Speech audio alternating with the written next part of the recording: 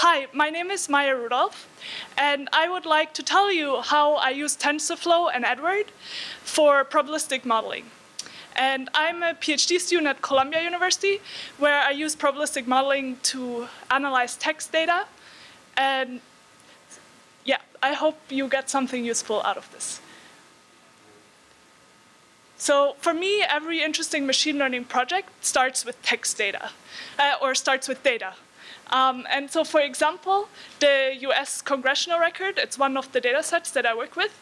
All the Senate speeches given between 1858 and 2009. And throughout the years, the senators have proposed bills, discussed political issues, and so forth. And so this is like a very interesting record of US history and politics. But this is how the data looks like on my computer. So there are like a bunch of folders, a bunch of files, and no way I'm going to open all of them and read them and so forth. And this is where probabilistic modeling comes in. The goal of probabilistic modeling is to take some data X, say that there's some hidden structure in it, Z, and then pose a model of how probabilistically X and Z are related. And so, for example, for the congressional record, our data is X. Z might be, for example, some hidden latent meaning that the words might have. And then in the model, we can write down the probabilities of the words co-occurring based on their latent representation Z. And then once we learn Z, we can look at it.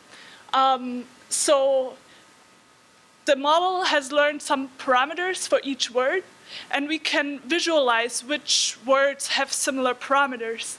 And sorry if this is really small, but there on the left, for example, they're like the one-letter word. They're not even words. Right above it, there are some first names. Up there are countries. And so the model has placed similar words close together.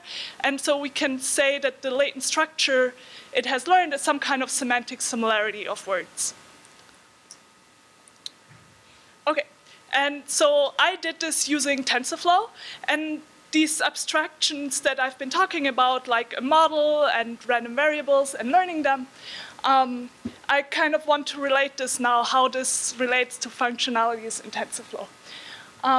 So TensorFlow is really nice because you define a computational graph along which the nodes, their operations, for example, the additions of variables, but also the nodes can be random variables, which will really help us with our probabilistic modeling. And then what's also really helpful is that you can do automatic differentiation along the nodes of the network. And finally, I also want to show how you define variables and optimizers. So variables are basically parts of the computational graph that can change the value according to the optimizer. OK. So here is a code example. I've extracted away some of the details. So if you're interested in details, you can go to GitHub. But here is how you would formulate a probabilistic model. So first of all, you have some data X. Here, it's something like a placeholder. So the placeholder means that we haven't shown it any real data yet from the congressional record, for example. Instead, it's just a placeholder. The latent variables, the Zs, they're TF variables, TensorFlow variables. And finally, we want to place a prior on them. And so what's really nice is that in TensorFlow, we have distribution objects like normal, and that it has really useful methods like log probability and sample. OK, so we have the data, and we have the latent variables. And next, we have to write down some function of how we think that the data and the latent variables are related. And there we have a lot of flexibility to use multiplications, additions, and so forth, all kinds of functions that are available in TensorFlow. And finally, our likelihood, that's like basically the probability of seeing a specific word given the latent variables. It's simply a random variable, in this case a Bernoulli, and the argument here are the log odds, which we got to define, but here it's abstracted away. And so finally, our loss in this latent variable model is the log likelihood plus the log prior. And the very simple way to write it in one line is basically say that the loss is the likelihood dot log prop of data. So it's really nice because it's a Bernoulli random variable. We can simply write, it has the log prop method plus the log probability of the prior. And so in TensorFlow, it's just a few lines of code to then optimize this loss. And it also has very nice, TensorBoard is really nice infrastructure to visualize what's going on during training. So as I go through the iteration, I can see that the loss is going down. Okay. So now let's take a step back and talk a bit about inference. So right now, I just told you that our loss was the log likelihood plus the log prior. But actually, there are like many different methods to do inference. And inference, what I call inference, is basically the algorithm to get the posterior probability of, say, the latent variables given some data that we saw. And this posterior, it's usually computed using Bayes' rule. And it says, Bayes' rule says that the posterior is proportional to the joint distribution divided by the evidence. And the evidence, it's a high-dimensional integral over all possible configuration of the latent variables. And for all interesting models, this is intractable. And so there's like lots of literature on how to compute this either approximately. And what all these methods have in common is that they are pretty hard to derive, and the derivations are specific to each model. So once you change a model, you have to do pages and pages of algebra to change your inference algorithm. And this is where probabilistic programming comes in. So probabilistic programming means different things to different people, but here's what it means to me. So the idea is you have some kind of framework to write down a model and feed it some data, but then it automatically does an inference algorithm for you that you specify. But you don't have to specify any of the model-specific derivations for the specific inference algorithm. And this is where Edward comes in. So that's a library on top of TensorFlow that my colleagues at Columbia have been developing, especially Dustin Tran. And so here is an example of how you would use Edward to fit a Bayesian neural network. Again, we start from some data. Here on the x-axis, we have some input variables, x. On the y-axis, a response. And we want to learn this nonlinear mapping from x to y.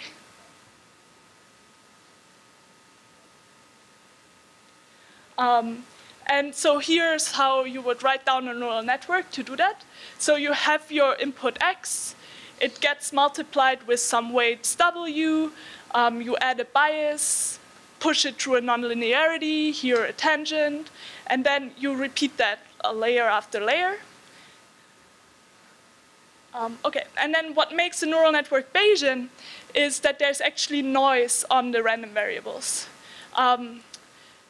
And so here, the W's and the B's, they're together our Z's. This is like the latent variables in the setup that we were looking at earlier. And so here's how we would write that down in Edward.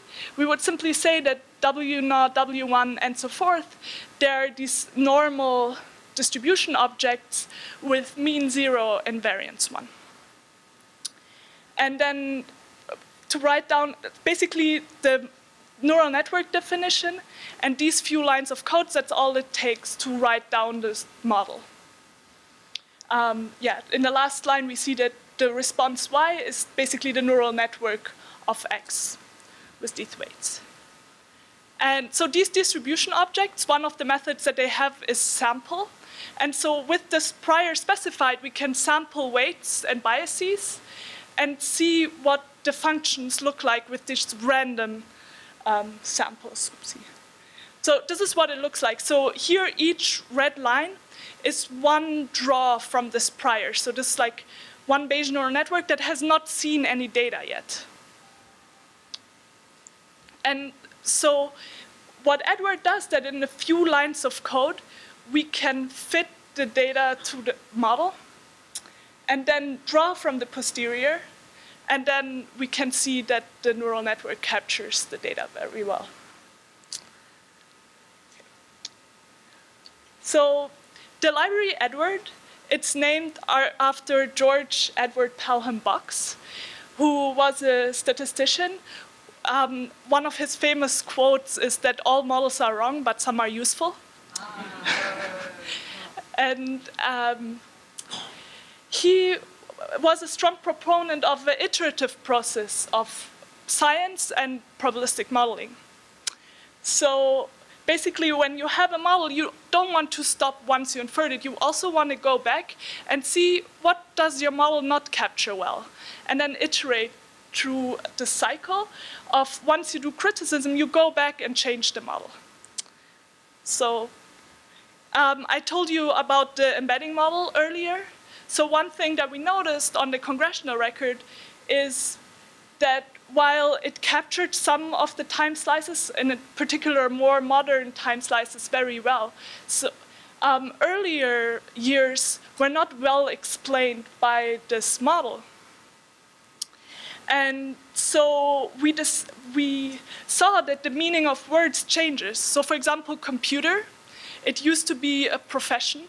And if we look at the Zs of computer in 1858, in the dynamic model, which I tell you next, in 1858, the most similar words were draftsman, copyist, photographer. And then by 1986, the digital computer has been invented and the profession of a computer has become obsolete. And so the most similar words are software, computers, copyright, and so forth. And so now, with this idea of Box's loop in mind, it's only a few lines in the code of the model that we have to change to get a dynamic model. The lines for inference will just stay the same. It's just like the loss that is fed to the TensorFlow optimizer. And so really, so for example, in the congressional data, we have capital T equals to 75. So now the computational graph, we just grow it 75 times as big, and we still have the latent variables z, but now instead of z, there's like a list of z's. But again, TensorFlow can just optimize them.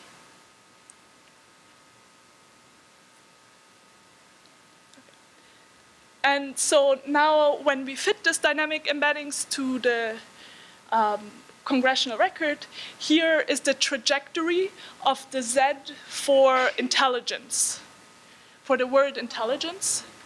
On the x-axis in time is time, and on the y-axis is a one-dimensional projection of this Z in this latent space. And we can see that in 1860, the most similar words are like comprehension, intellectual, aptitude, conception, insight. And then it changes in 1954. The most similar words are capable, trusted, dignity, skill. But then the Cold War happens. And in 1980, we see words like wrongdoing, unofficial, secret. And then by 2008, there are words like CIA, hearsay conducting painstaking FBI. And so we can see that the notion of intelligence has changed over the years. Okay. And thanks. This is the end of my talk.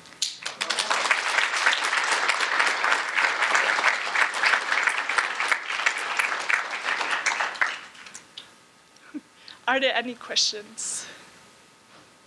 On the graph on the previous slide, what's on the y-axis? It's a one-dimensional projection of the z. So the z's, they are vectors, and we can take them all together and then do PCA and just use the first principal component. So it's the direction along which they vary most together, and then, yeah. Yes? What's next for the Edward Library? What are they working on to, for the next release? Is there a way that we can help? Thanks. Yeah, so actually Edward will be ported into TensorFlow now. There's some news. There's different directions. So if you're interested in different inference algorithms, so there's like variational inference or sampling-based inference methods. And as more literature on these inference methods appears, there's work on porting that into Edward. Yeah. Yes? Yeah, I'm just wondering, as you grow the computational graph, how do you see that the compile time of the model in TensorFlow changes? I know for PyMC3 sometimes it can get super long. Yeah, that's a great consideration. So it's more than linear. So when I made the computational graph 75 times as large, I was actually hitting my laptop's limits on RAM. And yeah. So the time is okay because the time to compile it might be a few minutes, whereas the algorithm then just takes hours to train. But it's in terms of memory that it's pretty complex. Yeah. Yes? Do you find any limitations that are more structured inference approaches like comparing Edward and Stan? So I love Stan. So Stan is also a probabilistic programming language where it's very robust. It's developed by a group also at Columbia. But in Stan, you have less flexibility to try a new inference algorithm. So in Edward, you can play both with models, which you can also do in Stan very well. But in Edward, you can also try different inference algorithms. Whereas in Stan, you don't have this flexibility as much. Yeah.